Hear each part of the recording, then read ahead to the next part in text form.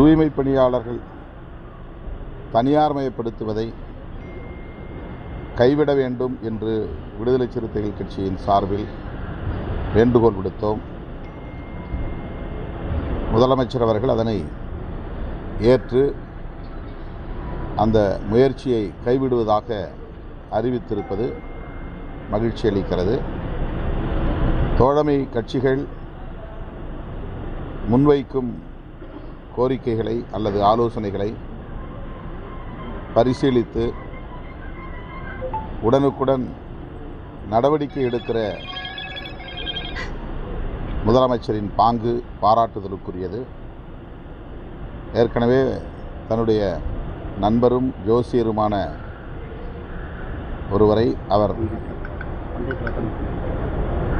ஓஎஸ்டியாக அறிவித்தபோது தோழமை கட்சிகள் சுட்டிக்காட்டியதும் உடனடியாக அதனை திரும்ப பெற்றுக்கொண்டார் என்பதும்,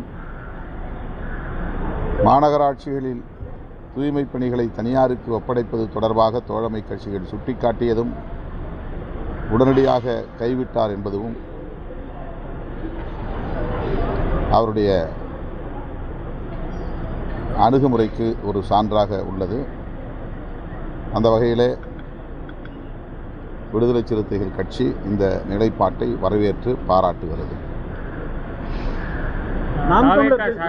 வெள்ளை அறிக்கைகள் கொடுத்துட்டு இருக்கிறாங்க ஒவ்வொரு துறை சார்பா, அது சம்பந்தமா அவங்க கருத்து என்ன?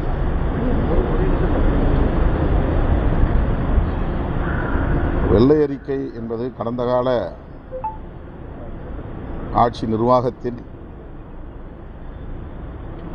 எவ்வாறு நிதி நிலைமை இருந்தது என்பதை பொதுமக்களுக்கு அறிவிக்கிற ஒரு நடைமுறை. அதனை இந்த அரசு வெளிப்படையாக அறிவிப்பது ஜனநாயகத்தில் ஒரு வெளிப்படைத்தன்மை வேண்டும் என்பதை உணர்ந்து இந்த அரசு செயல்படுவதாக நான் நம்புகிறேன், வரவேற்கிறேன். நாம் தமிழர் கட்சி தமிழ் தேசியம் பேசி ஒரு உச்சகட்ட வாக்கை வாங்கிட்டு இப்போ கொஞ்சமாக சரிஞ்சு இப்போ கீழே நிற்கிறாங்க. இப்போ நீங்கள் தமிழ் தேசியத்திற்கான அந்த குரலை முன்னெடுப்பதோடைய நோக்கம் என்ன? நாங்கள் 35 வருஷமாக பேசிட்டு வரோம் தமிழ் தேசியம். எங்கள் இயக்கத்தினுடைய 5 முதன்மை முழக்கங்களுள் ஒன்று தமிழ் தேசியம். சாதி ஒழிப்பு, தமிழ் தேசியம், பாட்டாளி வர்க்க விடுதலை, மகளிர் விடுதலை, ஏகாதிபத்திய எதிர்ப்பு என்பது விடுதலை சிறுத்தைகள் கட்சியின் ஐவகை முழக்கங்களாகும். எத்தனையோ பல தமிழ் தேசிய கருத்தரங்குகளை, மாநாடுகளை கடந்த காலங்களில் நடத்தியிருக்கிறோம். தமிழர் இறையாண்மை மாநாடு என்ற ஒரு மாநாட்டை மறைமலை நகரில் லட்சக்கணக்கானோரை திரட்டி நடத்தியிருக்கிறோம். ஆகவே அதன் அடுத்த பாய்ச்சலாகத்தான் தமிழ் தேசிய எழுச்சி மாநாட்டை இப்போது நாங்கள் முன்னெடுக்கிறோம். ஜனநாயகன் தயாரிப்பாளர் டெல்லி மேலிட பிரதிநிதியாக நியமிக்கப்பட்டார். அதற்கு அமைச்சர் நிர்மல்குமார் விளக்கம் தந்திருக்கிறார். அவர் முதல்வருக்கு நம்பிக்கைக்குரியவர், அதனால் அந்த பொறுப்பு வழங்கப்பட்டிருக்கிறது. அந்த பொறுப்பு ஆட்சி நிர்வாகத்தில் முக்கியமான முடிவுகளை எடுக்கிற ஒரு பொறுப்பு அல்ல. ஆகவே அந்த பொறுப்பை முதலமைச்சர் தன்னுடைய நம்பிக்கைக்குரிய தோழருக்கு வழங்கியிருக்கிறார் என்று விளக்கம் சொல்லியிருக்கிறார். அது உட்கட்சி அவங்க கட்சி விவகாரம். அதில் இது அரசு பதவி தான் என்றாலும் கூட அந்த அதிகாரம் முதலமைச்சருக்கு இருக்கிறது. இதனால் எந்த பாதிப்பும் நேரப்போவதில்லை என்ற கருத்தை அவர் வலியுறுத்தியிருக்கிறார், வெளிப்படுத்தியிருக்கிறார். ஏற்கனவே போதை ஒழிப்புக்காக வேண்டி மாநாடுகள்லாம் நடத்துனீங்க.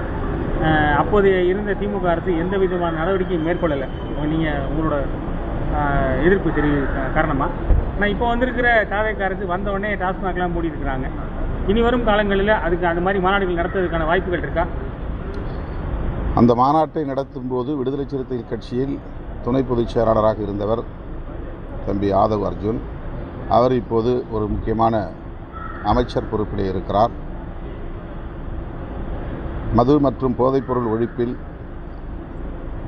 அவருக்கு ஒரு தெளிவான பார்வை உண்டு. இந்த அரசும் உடனடியாக பொதுமக்கள் கூடும் இடங்களில் உள்ள டாஸ்மாக் கடைகளை மூடுவோம் என்று அறிவித்து ஒவ்வொன்றாக மூடி வருகிறது. படிப்படியாக டாஸ்மாக் கடைகளை மூட வேண்டும், முற்றாக மது போதைப் பொருளை ஒழிக்க வேண்டும், மது விலக்கை நடைமுறைப்படுத்த வேண்டும் என்று அந்த மாநாட்டில் நாங்கள் தீர்மானம் நிறைவேற்றினோம். இந்த அரசின் கவனத்திற்கும் அதை கொண்டு செல்வோம். இது இந்தியா முழுவதும் உள்ள ஒரு பிரச்சனை. நேற்று கூட நான் ஆந்திராவுக்கு ஓங்கோலுக்கு சென்றிருந்த போது ஒரு விபத்தில் தமிழ் மாணவர் ஒரு இளைஞர் பலியாகிவிட்டார். அவர் மீது மோதிய வண்டி கஞ்சா செடிகளை சுமந்து ஏற்றி வந்த வண்டி, லாரி என்று சொல்லப்பட்டது. அதுவும் தமிழ்நாட்டிலிருந்து அந்த வண்டி ஆந்திராவுக்கு வந்தது என்ற கருத்தையும் சொன்னார்கள். இப்படி எல்லா மாநிலங்களிலும் கஞ்சா போன்ற போதைப் பொருள்கள், போதை மாத்திரைகள், மது போன்ற அனைத்தும் பெரிய அளவிலே புழக்கத்தில் இருப்பது கவலை அளிக்கிறது. அதனால்தான் விடுதலை சிறுத்தைகள் கட்சியிலே அந்த மாநாட்டிலே நாங்கள் ஒரு கோரிக்கையை முன்வைத்தோம். மதுவிலக்கு என்பது மாநில அரசின் அதிகாரத்தில் இருந்தாலும் கூட தேசிய அளவில் மதுவிலக்கு கொள்கை வரையறுக்கப்பட வேண்டும். இந்திய ஒன்றிய அரசுக்கும் அந்த பொறுப்பு இருக்கிறது என்று சுட்டிக்காட்டினோம். மாநில அரசுகளும் ஒன்றிய அரசும் சேர்ந்து மதுவிலக்கு கொள்கையை வரையறுக்க வேண்டும், நடைமுறைப்படுத்த வேண்டும். காந்தியடிகளை ரூபாய் நோட்டுகளில் அச்சிட்டால் போதாது, அவருடைய உயிர்மூச்சு கொள்கைகளுள் ஒன்றான மதுவிலக்கு கொள்கையை தேசிய அளவில் நடைமுறைப்படுத்த வேண்டும் என்று நாங்கள் வலியுறுத்தினோம். இப்போதும் வலியுறுத்துகிறோம், தொடர்ந்து வலியுறுத்துவோம்.